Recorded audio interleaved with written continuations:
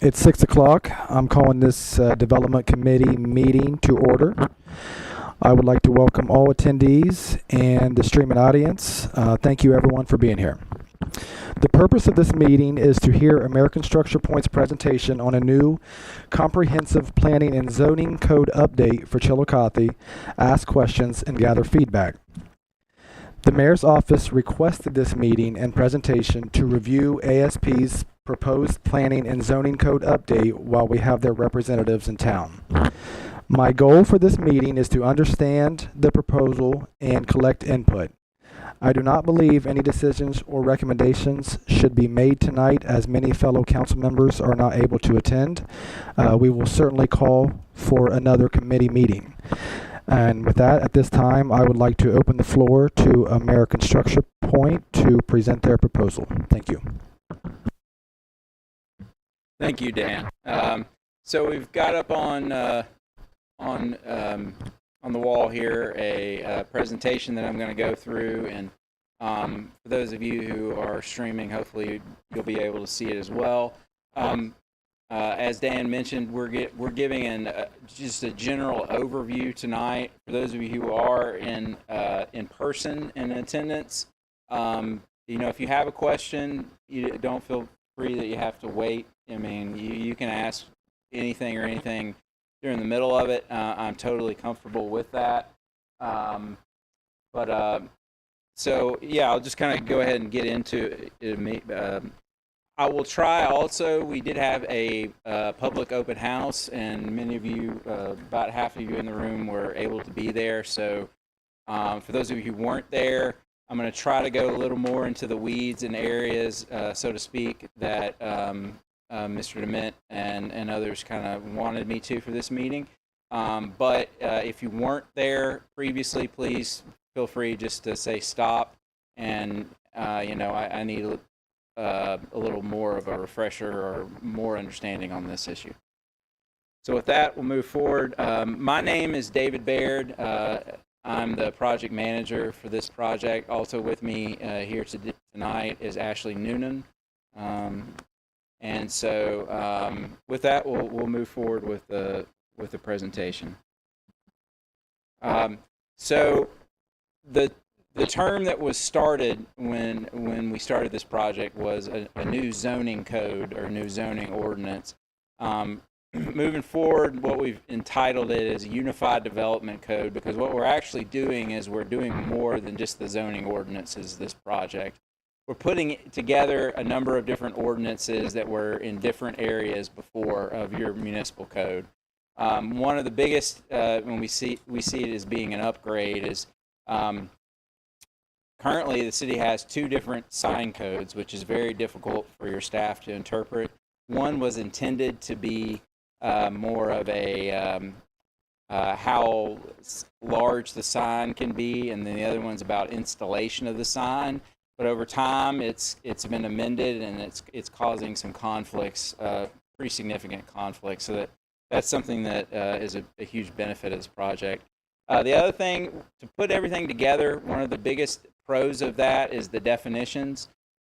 We find that a lot of times things are slightly defined different in different codes, and it causes conflicts. So that's one of the big improvements that we see. So kind of going in, we'll go more in depth into this. I have some slides that go more into depth in this, but really some of the biggest improvements are how things are different. There's some areas of your existing code that are very ambiguous. And so we've tried to provide a lot of clarity in that.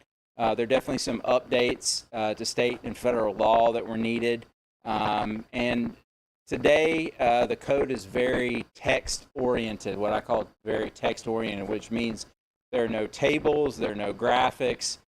We have a lot of things in a zoning ordinance and a land development ordinance can be put in tables. So when you see the full document, which is available for review now, you'll see that a lot of these things have been put in tables. That is a huge benefit to the public and to your city staff, because now it's much easier for someone who doesn't use something like this on a regular basis to look in the code, find what they want to see, and it makes it easier for city staff too. I can testify to being a city staff person prior to being a consultant, not in this city, but in another city, and having situations where it was so much easier and so much quicker for me to get answers to the public when it was put into this format. So just the format itself is a benefit. So now I'm going to kind of go into just how we progressed in this project. We've been at this for a little while. This is about the 15th, 16th month that we've been working on this. And so just for this council's knowledge and for everyone listening at home, we had what we called a code advisory committee that worked through this process with us, and we met with them about 7 or 8 times. We would draft some, and then they would give us feedback on that. The Planning Commission has reviewed this. At this point, the Planning Commission has recommended to move this forward in the process to the City Council, which is why we're here today. We've had the Board of Zoning Appeals also review and make comments. We had one member, Ms. Pat Patrick, who was very involved, and I want to explicitly say thanks to her. She came up with, she had some comments that we've definitely incorporated into the draft that's here today. And then also city staff, and we'll go through the specific people, but obviously we're here tonight at a city council meeting. Just real briefly, I wanted just to give acknowledgments to who was on your code advisory committee, and I will say a lot of these people were very, very involved in this process, and so I want to say thanks to them. I won't go through the names individually, but I thought it was worth putting it on the board.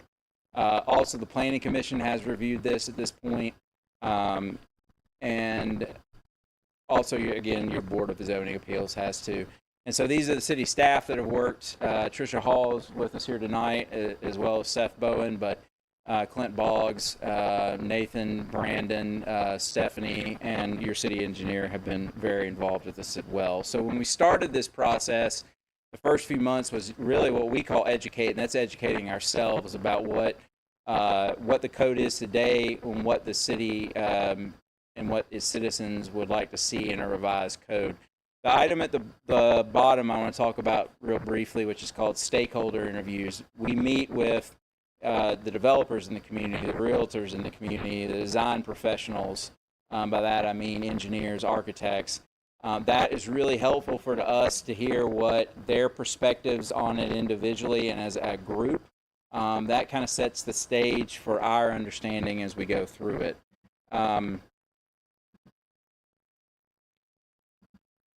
Then we got into this phase of drafting. That's where we worked very extensively with our code advisory committee meeting. We would draft a portion of it. They would give us their feedback. We kind of call it an iterative drafting process. So we worked through that process with them. And now we're on to what we call the adoption phase, which we just had the public open house. It concluded literally about 15 minutes ago. We have a public hearing draft now, and so we're here with council to hear your questions and comments and concerns.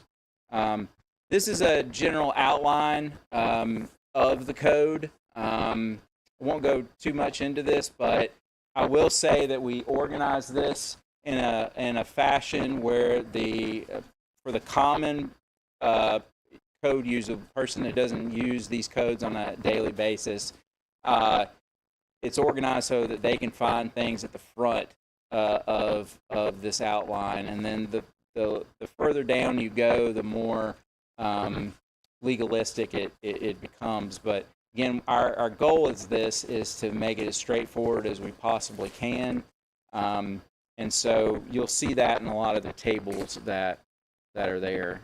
So I want to take a little bit of a deeper dive, so to speak, and talk about how this UDC is improved upon your existing process.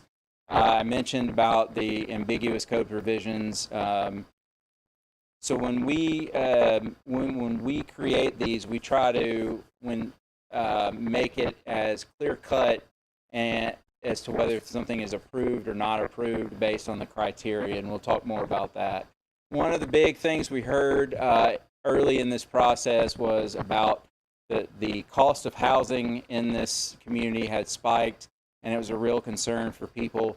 We noticed very early on that there are certain zoning districts, certain residential districts, which already have some multiple units.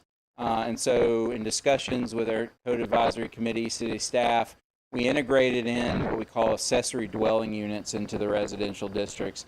Essentially what this is it looks and feels like a single family neighborhood, but it allows for an additional dwelling unit with the entrance being to the side. We get a lot of questions about what's the difference between that and a duplex. A duplex is where it's 2 units. They're about sized, about exactly the same, and the doors are on the front. An accessory attached dwelling is not that way. A lot of times people don't even realize that they're actually 2 living units, and that's by design. So that is a way that we feel very confident will provide options for your current property owners and people in your area to be able to add housing pretty quickly should they decide to do so, which we heard in our sessions was a real concern. We're going to go through a little bit this more in detail, but I have a bullet point here about it. Limited small-scale commercial options in the eastern side of the city while protecting neighborhoods. I will say the devil's in the details on that, and so we'll go through more of that later, but that was a big, when we met with residents of the eastern side of the city, what we heard were some general frustrations about things that they had proposed to be added to their area of town, but this current zoning code would not allow. We've also have what we call infill opportunities. Basically, these are ways, alternate ways to basically come to yes in a code. And so, again, these are all things that we feel will be an improvement long term. Other things that are the integration of tables, I've already mentioned that, make it very easy for public to identify things. Graphics, when I say buffering requirements, today there are a lot of places you have residential right next to industrial, and so historically and you see this in this what we're now terming the mixed use district. You see this here where you have basically something that's industrial right next to residential, and it's, if you have some landscaping requirements in between it eases that transition, and today you just don't have that. There are very large parking lots in certain areas of town, so that in those areas we've reduced parking requirements. And so I'll go into more of this in depth about the land use terms and zoning districts.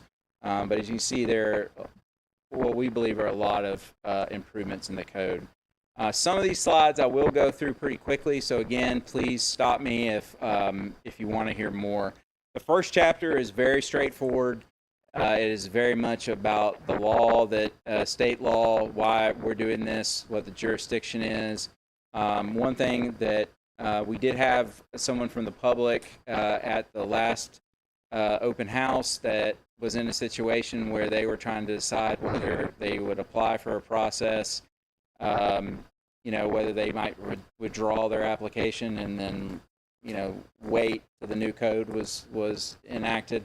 That area is what we call this transitional provisions. Moving in chapter 2, we state very early what the zoning districts are, what their purposes are. We had slides about that, or we had boards about that at the public open house for those of you who were able to do this. This is a very important table because the city just created, about a year and a half ago, finalized a comprehensive plan for the city. So there were character areas on one side. We've matched that with what your existing base zoning districts are. and then we created the proposed zoning districts. As you look at this page and the other page, what you'll notice is there are a lot of zoning districts that you have that are very, very similar. And so to streamline the process to make it to where there will be some reductions in zoning, rezoning processes, we put those zoning districts together. So one that I know we'll talk more about is the consolidation of the R3 and the RO. But there are some other areas where it was consolidated. And so the idea is basically a zoning district, we like to say, should be synonymous with a character area or the character of a community or a character of an area. If you have multiple zoning districts, but there's only one kind of character area, then you probably have too many zoning districts. A great example of that is that corridor commercial. You can see there are three things that kind of fit that purpose. That's why we're recommending to consolidate that. So this is your current zoning map. Probably for those of you who are streaming, probably see this a little bit easier than those of us are here here today. But this is exactly what you have. We just kind of reformatted that. Of course, this will be your new zoning map. What we've done through this process, again, is consolidating these zoning districts. And then a nuance of the consolidation I mentioned with the RO and R3 is what we call use standards with these. So there are certain uses that are very civic-oriented uses, things such as a library, museum, medical, dental office. I have the whole list of them for those on the council that want to take a deep dive into it. But we've tied that to roads that are collector and above to allow some redevelopment options within certain areas of the community that aren't available today.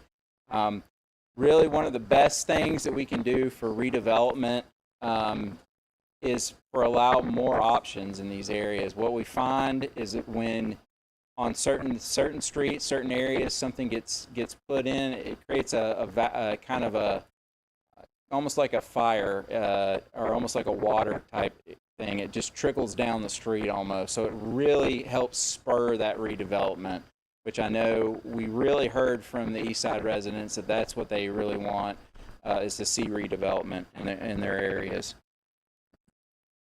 And here is that whole list. But we did have a slide for that. I'll just kind of let people look at that real quick. There are other things that we tied this to.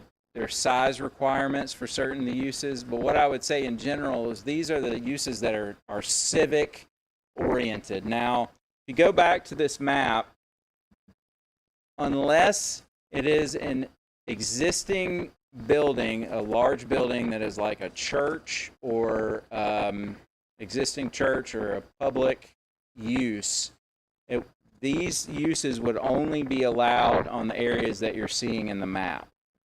I know that many of you will have questions about this. This is a very nuanced provision in your code. For anyone who's at home or on council that has questions about this, I'm happy to take a deep dive into this. One of the things we were tasked with when we started this project was the city told us, we don't want to have a canned code. We want something that is fit to Chiillicothe. And so the process of making sure that this is fit to Chiillicothe really comes down a lot to this issue that we're talking about right now, which is this consolidation to allow for redevelopment, but still have enough protection mechanisms for the neighborhoods. So I know this is a key portion of this project. And so if anyone on council has any questions right now, I know, Mr. Dement, you have had some that you were going to submit to us, but if anyone has any big questions on this, I'd take that at this time because I know this is a very important point in this process. Yeah, when I had talked to you a little bit over at the Carlisle building, we talked about some of the permitted uses for the RO designation are considered use standard, right? Which would go through an administrative approval process. That's correct. And so I guess my biggest concern, and you kind of answered some of this, was, what kind of safeguards are we going to have within that approval process? You know what I mean, when approving some of these applications Yeah. in that area. So for each land use that is listed here, that use standard requirement is slightly different. One of those use standards, for the ones that had a size requirement, I put that on here, but this really does get into the weeds. I have mentioned to Mr. Dement, and for anyone else on council, I'm happy to forward this to you guys or send it to Tricia and then have them forward it out to you. I certainly recommend you take a look at these provisions because they are very important. So each one of them have a set of things that say if it's going to be approved in one of these locations that has been mapped here, or it's in an older building, it has to meet these certain requirements. Each one has different requirements, slightly different requirements. So it would be difficult to go through every single one of those today, but they differ slightly based on what is necessary to protect the neighborhood. So for example, grocery is going to have a lot more than library because it's a little more, I hate to use the word intrusive, but there's a little more activity than a library would have. So each one kind of varies. But this is, when we talk about customization of the code, this is really where it gets very customized, and we've tried our best, and I know we have, to get it customized to Chiillicothe. With that, this is a little off the subject, but it's important. With that, it does add words to an ordinance, and that's an important concept because a lot of times people have this misperception that a code, if it is longer, it must mean that it is more regulation, and that is not always the case, particularly the way we create a code. If I say assisted living nursing homes are prohibited, and that's just a few words, right? But if I say assisted living nursing homes are permitted, and then I list 10 things that you have to do that are permitted, that takes a whole page, And so, but in the reality, it allows it to be more permissive and allows for it to be permitted in certain locations under certain situations. So again, what I would suggest on these is I've committed to Mr. Dement, and we can send it out to everyone on council. It's kind of highlighting these places in the code for you. And we're at a point in the process where if you read those and you say, I think, I like where you're going, David, with this, but I think there needs to be a little more neighborhood protections on personal services. That is,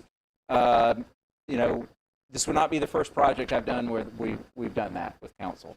And so I very much look forward to any potential comments you have on that. You sure? Yeah. So this is just an example of what we call a purpose statement. A lot of times these get overlooked in a code, but they are important because when you state out a purpose, when you state that purpose out, then you start thinking about, okay, what should be permitted in this zoning district?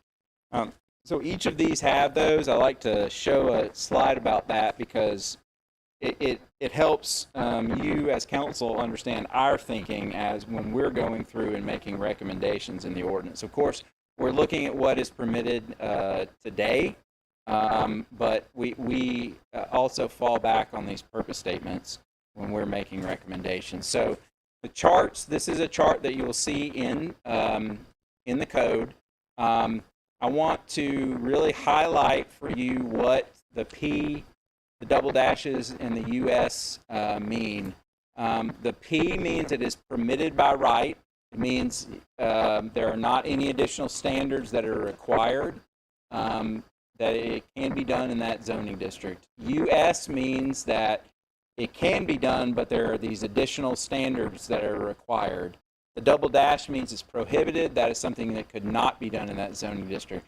There is one additional designation that is not on this slide, but it may be on a future slide, and that is C.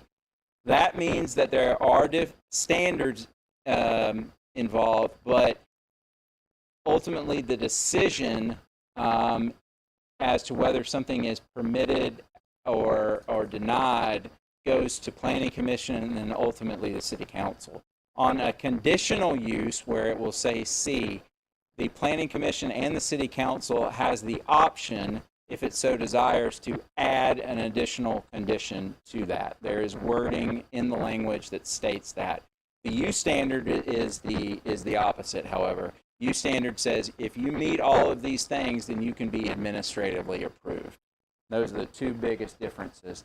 One way to look at this is to think of it through an eye of, if you think something is very beneficial with safeguards for your community, and you want to see more of that, you want to see it streamlined, then it really makes sense for it to be use standard, because in today's world, people get on the internet, they're looking at information, and there are a lot of companies that want to see a pretty clear path to approval. They don't want to get stuck in a big debate, so to speak. So, that can be a use standard, but if it's something that you feel really needs that full process, then you would maintain that C. Today, you have most things are a C today. Now, I will say there's some that aren't listed as use standard, but in reality, in your existing code, but in reality they are, because when you look somewhere else in the code, you find a little nugget that they have to do in addition. That's one of the real positives of this, is that it's in the right place. We find that a lot in a lot of cities, where somebody looks in the code at first and they say, okay, I know I can do this. But then in a back section on page 232, it says, but you have to meet this parking requirement or something. It's more intuitive now, so it links better, so it makes it easier to understand. Having been a zoning administrator, having been in that role, that frustrates the public more than anything. They think they've got the approval, and then they find out that they don't, because there's an additional little added thing. So it's much more of a coordinated process. Any questions on that? That's another key. And I know I'm throwing a lot at you guys tonight, and so I think it's good that Mr. DeMint started the meeting saying, we're not making any final determinations tonight. I think it's good to have a meeting where we're kind of talking about the process first before we get into that. So I would like to ask one more question here. Yeah, sure. I don't know if this is a question for you or any member of the administration. Does anybody have any idea of how the administrative approval process would work? Like, who would be approving it within the administration, or is it even going to be approved within the administration? Yeah, it would be approved administrative. So the code uses the word administrator. If you look in the definitions, that today is listed as the building official. So ultimately, that would be Brandon, and in his capacity, would be the quote-unquote administrator. So yeah. Yep. Okay, any other questions at this point?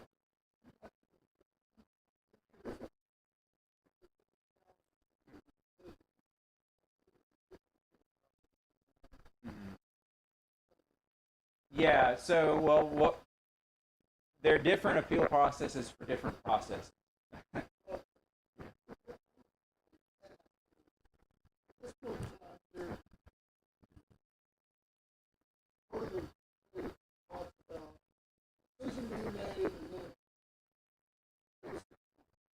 Mhm.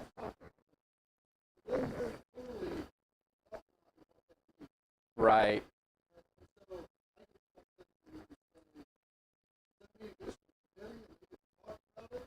Mm.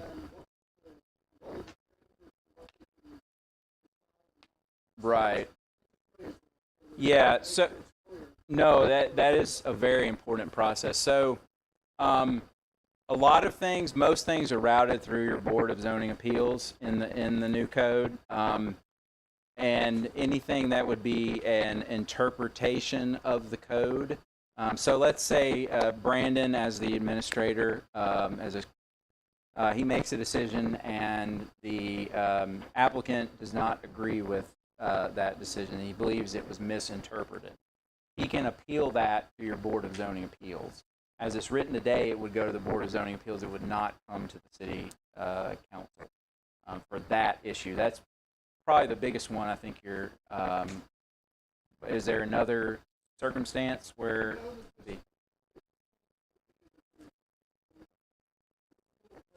right? Yeah.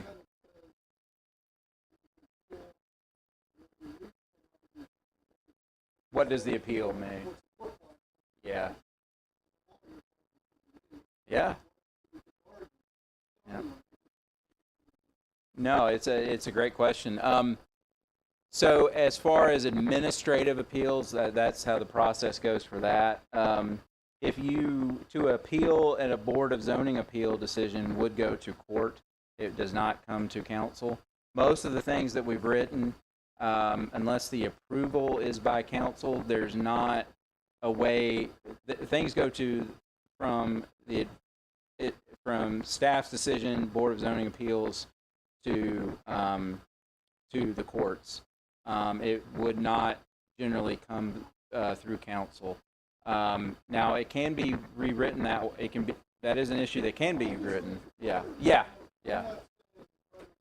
Right. It needs to be clear in the ordinance. Yeah.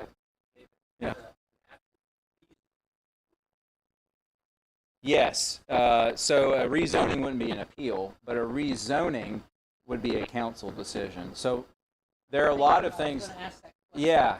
No, thanks, Mayor. So things that are a rezoning or a conditional use, there are a lot of procedures here where the council has the final decision, but when it is in an appeal, typically, and I don't want to say it's everything. I'll go back and make sure in the code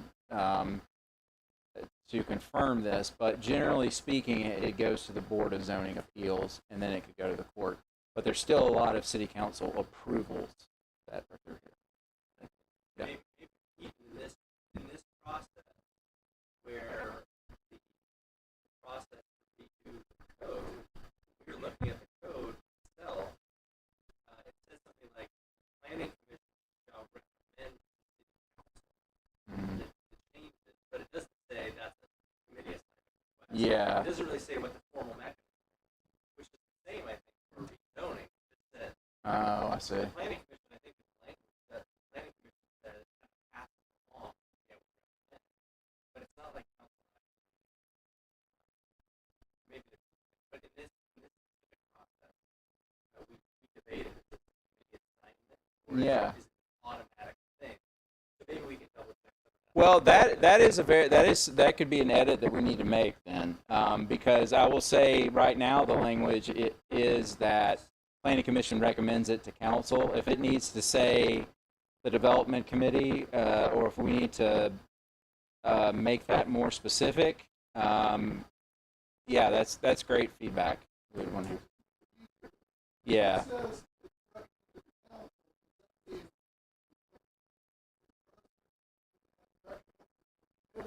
Yeah. Yeah. No, It's something like Yeah. shall be assigned to development versus Yeah. I hate to do this process for a year and a half. Yeah. No, that's a there's so much in this that when we get to this point, there's always a few edits. What I will say, having done this process with other jurisdictions, generally cities would interpret it to mean it would not go to committee, it would go to the general city council without that additional language.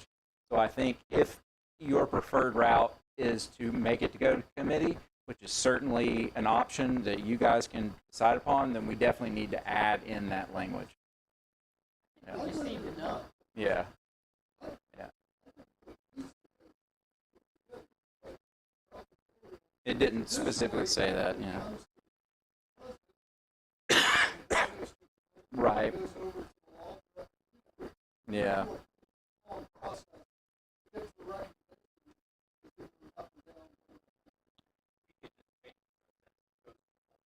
Yeah, yeah. So what most cities do is do not take this to a committee. They take it directly to the full council for a vote. That is the typical procedure. So if everyone's comfortable with that, what we can do is just put in the ordinance to make it clear that it doesn't go to the committee process. It goes to the full board. I mean, again, these are options, but if everyone's comfortable with that, we can add in language to that.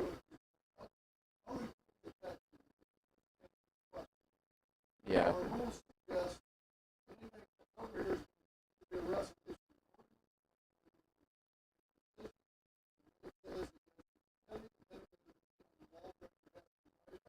Yeah.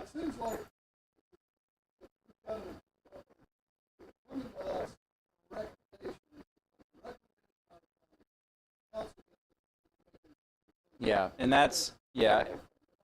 Does anyone? Let me just throw it out for everyone else. Does anyone have a concern with that method of the approval, and me making edits to make it clear that that is the process moving forward? I will tell you that is the way most cities do it. I actually don't know of a city that takes that issue to a committee. I'm not saying that doesn't happen. I just don't know of one. Yeah. Okay. Okay. Great. Okay. Well, we will put in additional language to clarify, because that is something that I can tell you is not with your committee structure being so strong, and it makes sense to clarify. So we will. Yeah.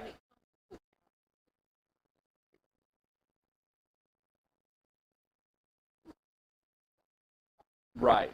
Right. Yeah.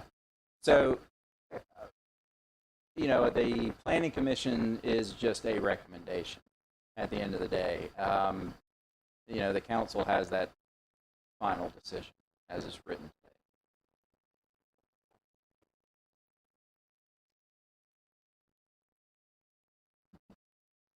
So I wanted to give you guys an example of one of these use standards, and I pulled out one in this new consolidated residential office district.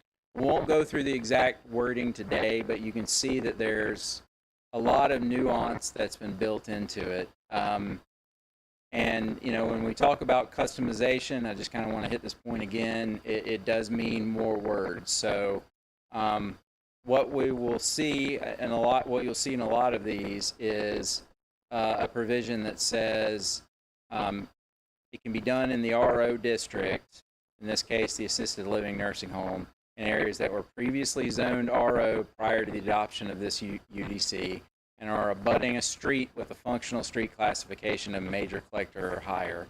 I have a map that I will show that I guess actually I did show, and I'll go back to it.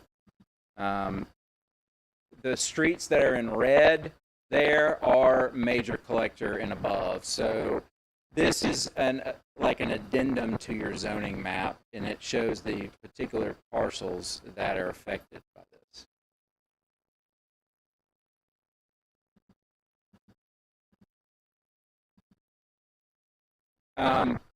This is another example where it's all text today, and we put this into tables to make it much easier to digest.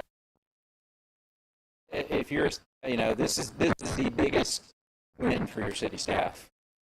Just this, because now someone calls and says, "Hey, because they'll get questions like this. Stephanie, get your office manager in that department. She probably gets 2 or 3 a day, literally, which is what's the minimum lot width in the RO district now? It's so text heavy. If they haven't had that question before, their answer a lot of times has to be, I'm not sure about that. I'll get back with you. This really helps things out, and it really helps with customer service. I cannot stress that anymore. I stress it because I've lived it. and I know how beneficial that is. So it's in a much easier format. We've also put in these are the setback standards as well. We also put in graphics to let people know what each means. You got someone who doesn't use this every day. They're not a developer. They just are looking to build a shed on their own property. These graphics can really help illustrate what exactly a setback is. I always like to say, when I was in high school, if someone told me what a setback was, I wouldn't know what that was, So, for a lot of people, they're not in this world. So this really helps with the understanding of that. Now, the other thing we've done to really contextualize and to allow for more approvals is what we call an alternative compliance process for these setback and dimensional standards. What's occurring today, and it's really highlighted, and Trisha's with us tonight, and she can chime in should she want to on this because she works a lot with the land bank, but there have been a lot of frustrations where the city, in conjunction with the land bank, have had some condemned properties. Those buildings were taken down, and then the code actually did not allow for it to be rebuilt the same way it came down.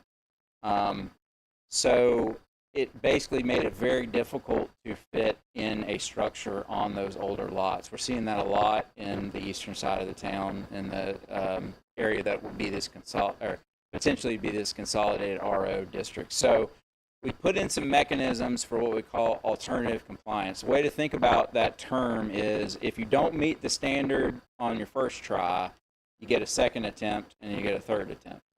The ways that we've got that is what we call a front setback averaging requirement. So one of the issues would be that historically the setback was much closer to the street than what the zoning code says. So the zoning code says if you build back, it's got to be 10 feet, whereas the building was actually built 5 feet, right? So if you were to stand and face one block of a street from one block to block, and you take the average of all of what the actual setback is, how far it is actually from the right-of-way to the building, how far that is, you average that up, it allows for a mechanism of what we call this alternative compliance. So a lot of cities have used that very successfully to allow for more things to be permitted as to what is on the ground today, not by the code. We see this a lot in cities that it was well intended, but they pass a zoning code, and this is a lot in the R3 district, where what is on the ground would not actually fit with the zoning code requirements today. So it creates these non-conforming properties and these issues. So these are approaches that I'll admit, they get very granular and they get very detailed, and they kind of have to be. But that same concept we can do for minimum dwelling unit size. We can do the same thing for minimum dwelling width. And so there are provisions in the code today that allow for that. There's also a provision that allows for if someone has documented evidence that the building was actually built as it was actually built with certain setbacks, that it could be approved as well. So on the land bank properties, for example, the city, before they tear down the property, they take documented evidence. Tricia and her team take documented evidence of what these actual setbacks are. Then that can be brought forward as the approval process. Now, one of the things when I was looking through this, at first I thought, well, and this is a little nuance, the city can actually be exempt from its own code. My first question to Tricia was, well, wouldn't that apply for you? But unfortunately it doesn't, because the land bank is a nonprofit agency on a legal standpoint, so it can't be exempted like if it were a city property. So that's where that nuance comes in for anyone who might be thinking about that. As you can tell, this is really into the weeds, but it gets to some important concepts that we've done. The only thing that it doesn't, that I will say is important, and if I don't think anyone's with your fire department, but they will appreciate this. Today, the fire code is more restrictive for a reason, which is that historically, and I had a community here in Ohio where there was a really large fire in the community, and it basically caught off because the buildings were so close to each other. It just went down the street essentially. So the fire code requires that for buildings that are less than 10 feet required, you have to have fire-rated materials that are built in. That does increase the cost of a home pretty significantly. So I have written it in so that there would not be a loophole for that. Because I can assure you, if your fire chief were here today and that bullet were not on here, he would almost certainly ask about that. So I put that on there in that case. But that is a safety issue, and so there might be a few that on the land bank properties that have that situation, and in that case, they would still be allowed to build back, but it would have to be with fire-rated materials. The problem with that could be that the amount of insurance money that would, maybe let's say it burned down, and the insurance money that was given might not be quite enough to rebuild it because of the additional cost. That can be a side effect of that. But at the same time, I don't think you want to not have that in, because if you don't, you can have a situation where the street catches fire too easily. Again, I know this is really into the weeds, but these are what I'm trying to highlight for you guys are the areas that we really customized to your particular situations that we would not see in every city. I talked a little bit about those use standards, so I'm going to there are a few slides where I may have already kind of covered it, so I'll just go through.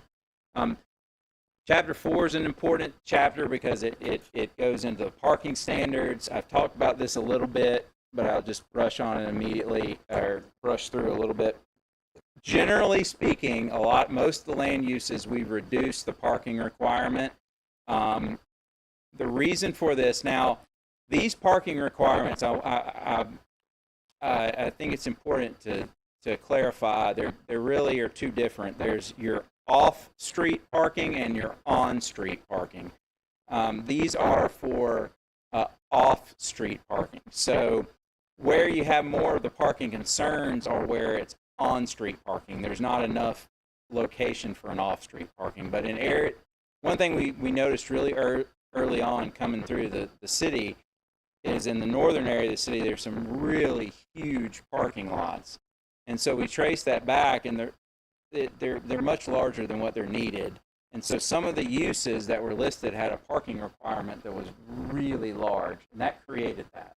The problem with that is, for redevelopment purposes, it makes it very difficult for someone to say, like a community I live in, Scooters, it's sort of like Starbucks if you don't have them here, wanted to open up a coffee shop in the middle of the parking lot.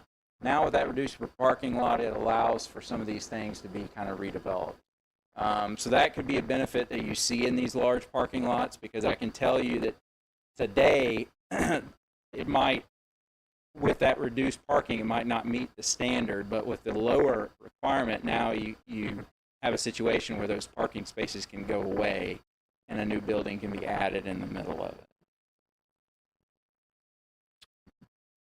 An area of the code where there's nothing today is what we call stacking requirements.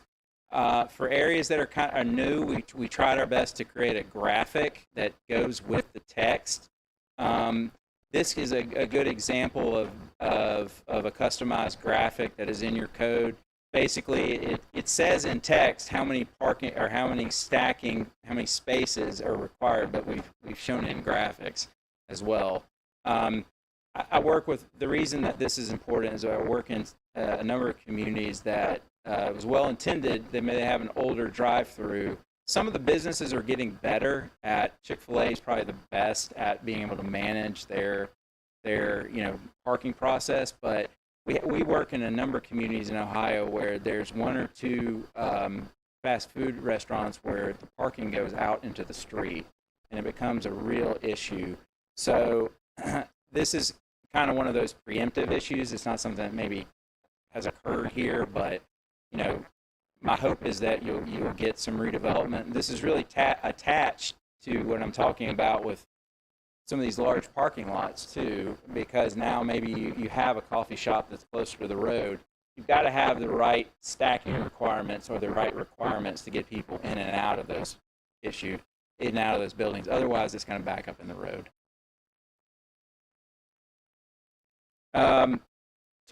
We have provisions in for where parking lot landscaping is required. That's another thing, just kind of a community beautification, a few plants and a few things. It kind of takes away from that monotonous, very large asphalt. What I have found, there's so many benefits of doing it this way. Number one, I know there's some areas where the city has some stormwater issues. It helps with that. Generally speaking, cost-wise for a developer, they would rather not pave and put in a few plants and landscaping. That reduces their cost as well. One of the things I will get is sometimes a developer will say, well, why are you requiring this landscaping requirement? Well, my response to that is, well, what would you be requiring if we weren't requiring that? We'd probably be requiring the pavement. So you actually win off of that requirement. That makes sense to everybody. That's kind of the way we look at it when we craft the code. This just gets into a chart about these buffer yard standards. I won't go through the details of it, but basically the three different types of one. We did get some comments about lighting.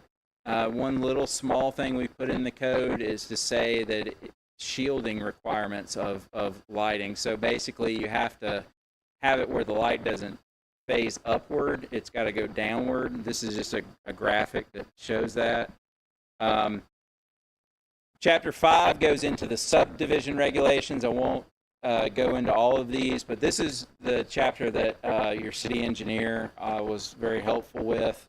Overall, one thing I will say is that there were some standards that there were kind of some very vague language without specific standards attached to them that would come to council or typically the planning commission, and I say that was very problematic because without having a true standard for the planning commission to look at, a lot of those could be just approved by a good engineering standard. So we tried to insert that where we could. A standard that's just important with a graphic is a curb cut standard to make it clear, so you don't have too many places where traffic kind of comes into a main road. That's been shown to reduce accidents. So that we have two different administrative chapters. We separate the standards from the processes. And so the processes are at the back. The processes that deal with the subdivision administration are in the chapter 6. Within the text, and I know you can't see the specific text here, but the point of showing this is to show that in the actual document at the appropriate locations, we have flow charts that show how this process is done, not just the text of it. This is very, again, helpful for staff, very helpful for the public to know how they get to yes, essentially. Same thing with the zoning administration. When we say zoning administration, we talk about rezonings. We talk about conditional use approvals. So those processes are put through here. Same thing. This is an example of the conditional use process. Again, this is in text, and then it's also in a flow chart. Nonconformity. So a lot of times I get the question, well, what exactly do you mean by that? And so then I just say, well, grandfathering. Nonconformity is the legal name for what colloquially is we generally say is grandfathering. So the state statutes use the word nonconformity, so it makes more sense to use that. I know it's not what you typically hear, but just know that is grandfathering. So there are a lot of buildings and a lot of things that fit this standard today, that fit this non-conforming standard, unfortunately. They are allowed to continue being used, but the problem is there are provisions that say, so let's say you're just a general retail store and a grocery store, and then that grocery store went out of business, and it was out of business for about a year, because you know your non-conforming time period offhand, what the current code is. That's okay, but let's say it's 12 months, it's 1 year. So it goes through that process. It's past that timeline. Well, they can't reopen. There are a lot of places in your community where people are very comfortable with this. One of the things we talked about in the Code Advisory Committee, we used the example of a barber shop that had literally been open continuously so long that people did not know when it opened. There was no one in the group that actually knew when it opened. Of course, it had changed hands and that kind of things, but it had been in continuous operations. But when you look at the zoning, it's actually not allowed. The problem is,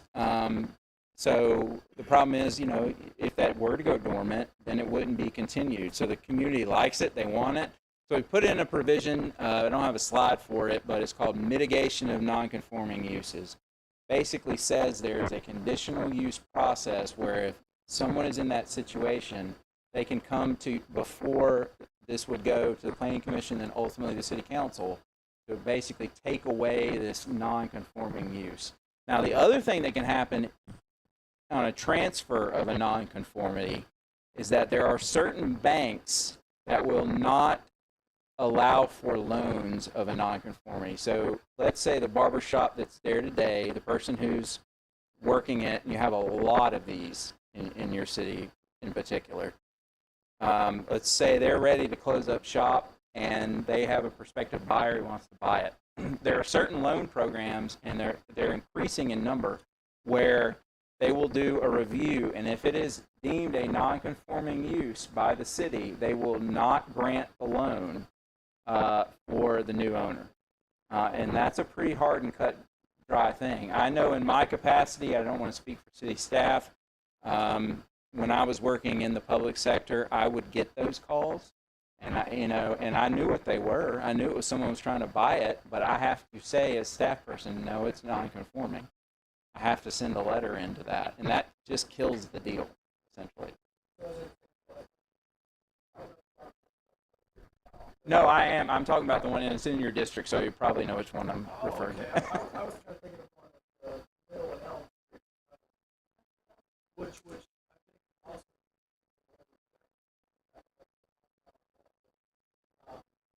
they wanted to sell Mm-hmm.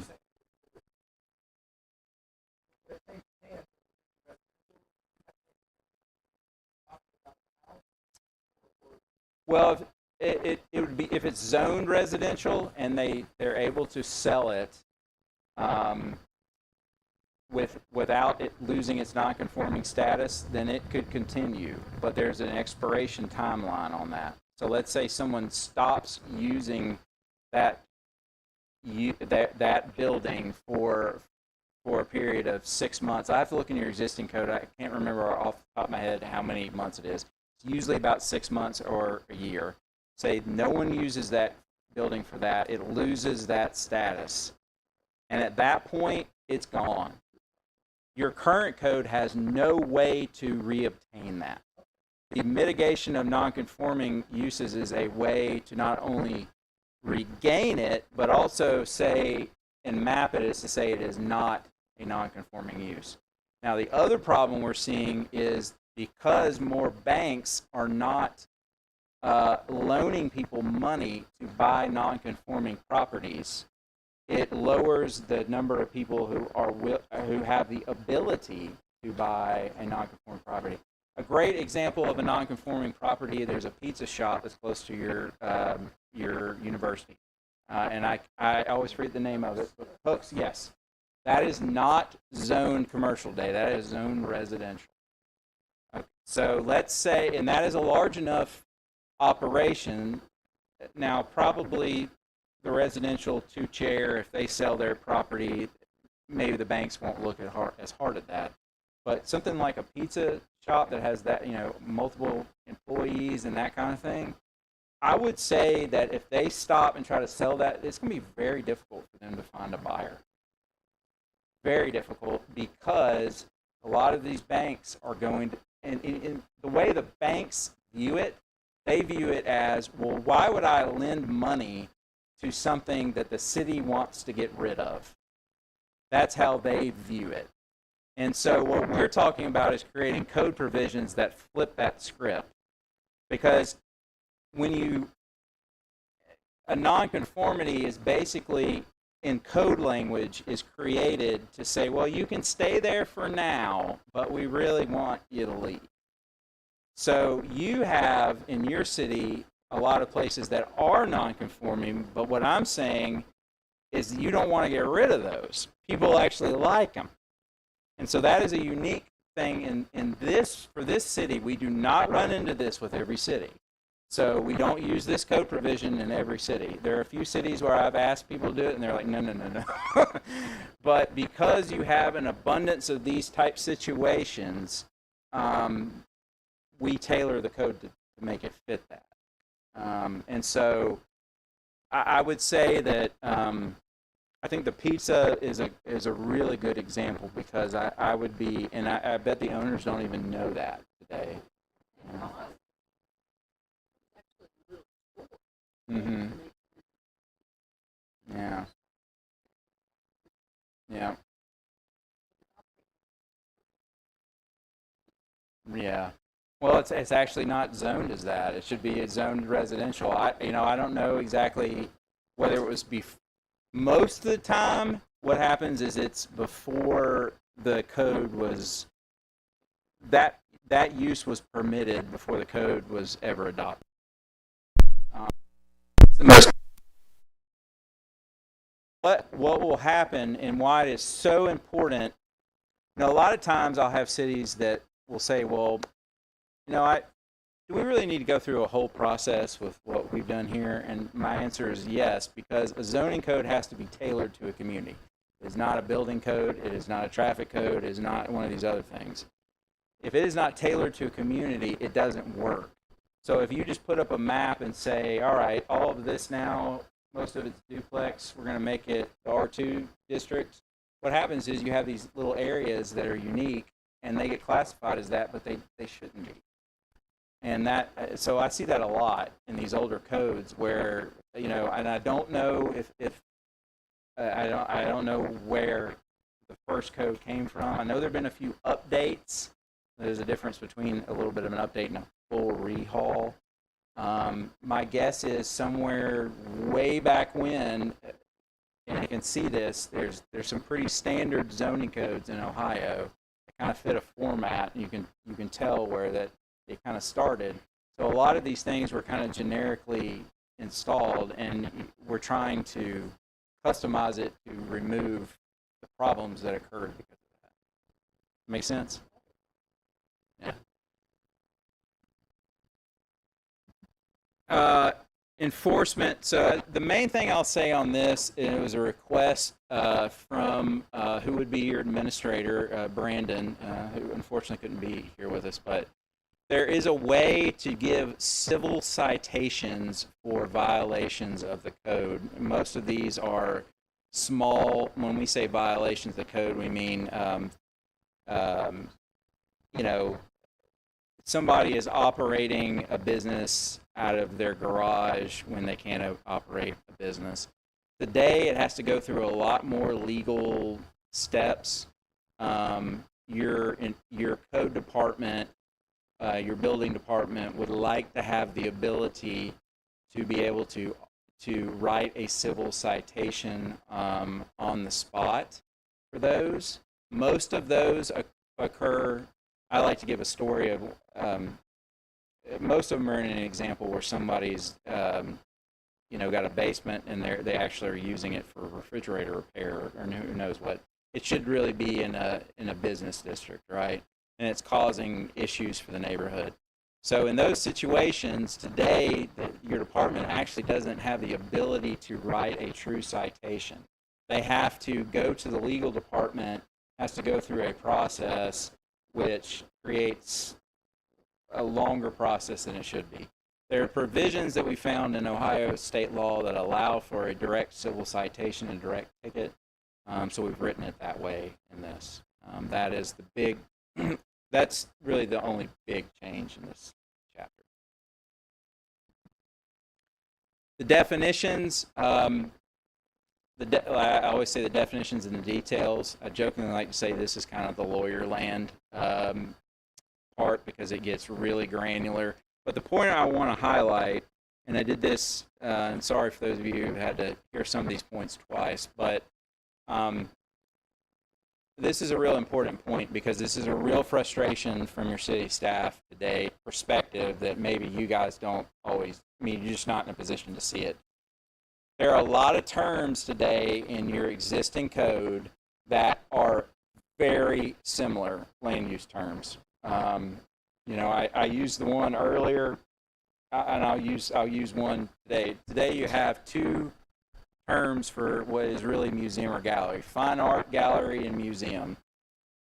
You've got another one where you have golf courses and private park. Those are so synonymous. An example, if we had a commercial use, I like to use is a lot of times in your code will say like florist, gift shop. Well, what if you have a shop that's a gift shop and has flowers? It can fit under both. You're basically, as a code person, Brandon is put in an impossible position of figuring out which one is more the opposite. And unfortunately, human nature is to read it the way it helps you. Now, that may not help the city, or it may not be the zoning interpretation. So a lot of times where I see there are issues where there are conflicts or there's a lot of animosity over an approval or whatever, at the heart of it, it comes down to the fact that there's ambiguity in the code and there are two different terms and people are taking one side. The other thing, not only does it create more strife in the community than necessary, it also creates lawsuits. And so that's why we try to make it as clear and straightforward as we can. So this is a... Yeah, well, that only the attorney says that, yeah. Yeah. We know he's an attorney, yeah.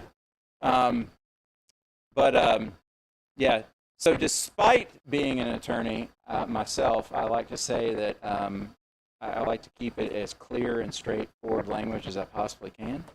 And so this is an example where we've consolidated things and given a very clear definition.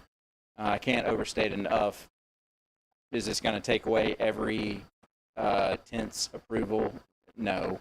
But I guarantee you that some of these fit under this when you really look at it, some of the issues that it boils down to. Just real briefly on the project schedule, I showed this to say this has been a long process. We started in March of last year. We worked through these different committees. We're here tonight. And so there's a lot in this. This is not your normal approval. I always say that because there's a lot of information in this. So, I welcome any questions that you have. I want for you as council to be comfortable with it when you approve it, and I truly mean that. With that, if there are any questions that you have that you want to submit to me after the meeting, I'm happy to do that. Or if there are discussion points that you want to talk throughout with everyone tonight. Also happy for that. So.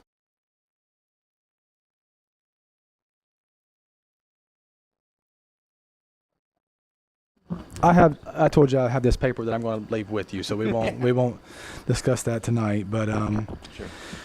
but yeah, I mean, thank you very much for coming here and the Carlisle building and presenting this twice in the same night. We appreciate you very much. I appreciate that. Appreciate you saying that. And we appreciate all the attendees and the streaming audience. And yeah, I do want to reiterate that we won't be making any decisions tonight, if that's okay with you guys. No good, okay. And we will consider all feedback for future meetings. Sure. And then I will announce the next committee meeting within the next 2 weeks. So with that said, if everybody's good, we're going to go ahead and adjourn. Yeah. Okay, development is adjourned.